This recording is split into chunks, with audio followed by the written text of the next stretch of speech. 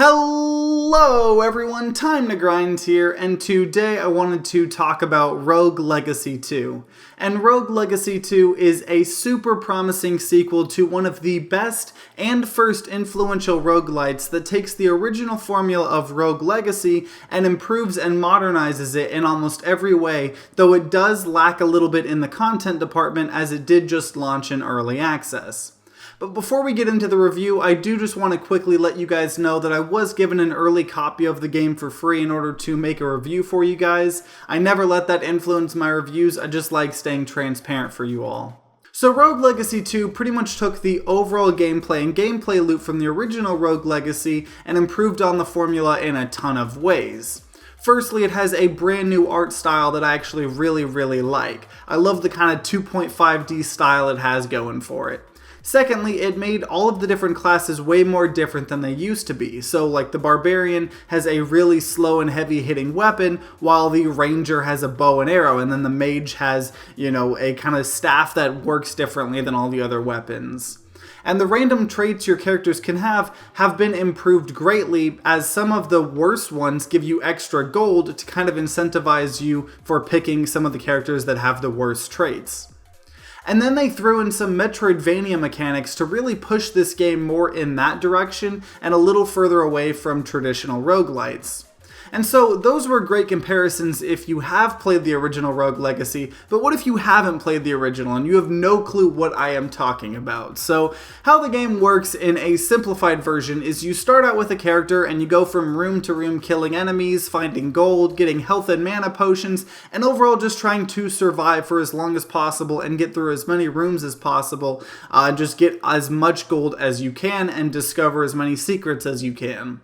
And when you die, which you will very many times as this is a roguelite, you're given a choice between 3 successors to your legacy. They can be different classes that you've unlocked, they'll all have different weapons and special abilities, and they can also have a huge variety of random quirky traits. So someone could have vertigo and you might have to play the game upside down. Someone might have synesthesia, if I'm pronouncing that right, and you'll see a trail of color following everything moving. You could have dwarfism and be extra small, and there's just a ton of really quirky traits. And like I said earlier, the worst traits now have like extra gold modifiers to actually incentivize you to pick them up potentially if you think you can handle dealing with some of those worst traits.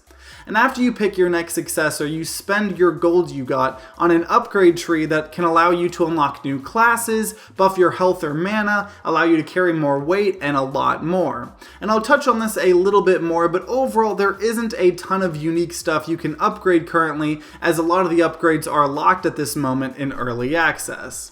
You can also unlock a blacksmith that allows you to spend money crafting armor and weapon upgrades using blueprints you find in the castle, and there's also an enchantress that allows you to get new passive upgrades and abilities from runes you find in the castle. So overall, you just go through this gameplay loop of fighting through the castle, getting lots of gold, dying, picking up a new successor, upgrading your upgrade tree and getting new loot, and then fighting in the castle again. And you do that over and over and over again, potentially getting further and further and further as you play. And there are some Metroidvania elements in this game that I don't want to spoil a ton about, but what I will say is there are some permanent new abilities or upgrades that you'll find while discovering things in the castle, and they permanently change future runs and let you get further in the game as well. And this part in particular I actually really like, and I think it's really clever because it allows a way to have a lot more of kind of like a story and a tangible sense of progression in a roguelite without it all coming from what new things you unlock. And the original Rogue Legacy kind of did a good job on this, but adding the just really heavy-handed Metroidvania elements in this game, I think is a great addition to the, kind of gameplay loop and just how the progression works. And so the game has all of the core mechanics and systems down really well, and it feels very polished, but it does lack a little bit in the content department. And don't get me wrong, you could probably play this early access version for maybe about 15-20 hours without getting bored. Obviously, if you're a super fan of Rogue Legacy, you could probably have more. But really early on, you already get locked out of getting new types of classes and upgrades in the upgrade tree because it just says that they are locked, currently in early early access, so you're forced to just kind of keep upgrading the boring things like health and damage over and over and over again. And so there also is only like 1.5-ish biomes in the game right now, so obviously the amount of enemies and just items in general is pretty fairly small as well. So for me, if you really loved the original Rogue Legacy and you just can't wait to get your hands on the sequel, I think you should definitely check this game out. But if you're just a fan of roguelites and you just want to play the best new roguelites, I might recommend holding off from picking up this game, at least currently when it first launches in early access, until there's more content or the game comes out officially. Because to me anyways, part of the charm of the first game was how many unique things there were in that skill tree and how many different kind of classes you could unlock, and that isn't necessarily a thing in the game yet. And it's not faulting the game at all, it's just, you know, they prioritized making a polished game and then adding content later, which I think is the right way to go.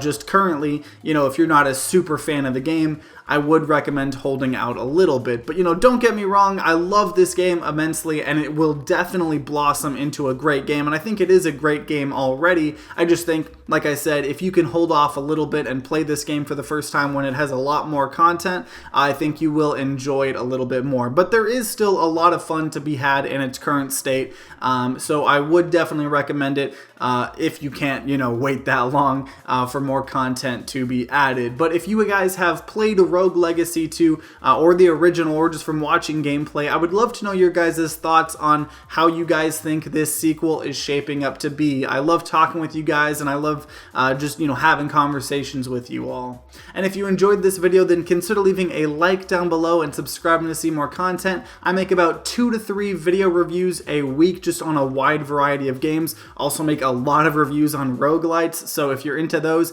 definitely subscribe to see a lot more roguelites covered in the future. And if you guys are having a great day today, I hope you continue having a great day. If you guys aren't having a great day, I hope you guys start having a great day. But either way, guys, I hope you guys have a great rest of the day. See you guys next time.